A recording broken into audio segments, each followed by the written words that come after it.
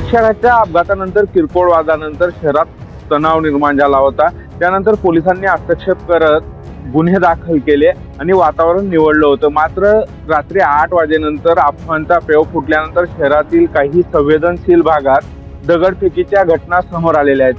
शहरातील त्रिकोणी बगीचा, त्रिकोणी बिल्डिंग आणि परिसरात दगडफेक झाली आहे.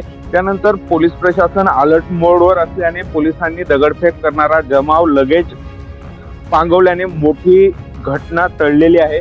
पोलिसांनी जमावाला कंट्रोलमध्ये आणण्यासाठी 15 आठवड्याच्या नळकांड्या फोडल्याची प्राथमिक माहिती समोर येत आहे. वरिष्ठ पोलीस अधिकारी घटनास्थळी दाखल झालेले आहेत. स्वतः पोलीस अधीक्षक श्रावण दत्त एस असतील किंवा अपर पोलीस अधीक्षक असतील, हे घटनास्थळावर हजर असून परिस्थिती नियंत्रणात आहे. पोलिसांनी आता आरोपींची धरपकड सुरू केलेली आहे. एकूणच शहरात तणावपूर्ण शांतता असली तरी मोठ्या प्रमाणात पोलीस बंदोबस्त तैनात करण्यात आलेला आहे. शहरातील संवेदनशील भागाला छावणीचे रूप प्राप्त झाल्याची चित्र दिसून येत आहे. भिकेश पाटील, एबीपी माझा, नंदुरबार.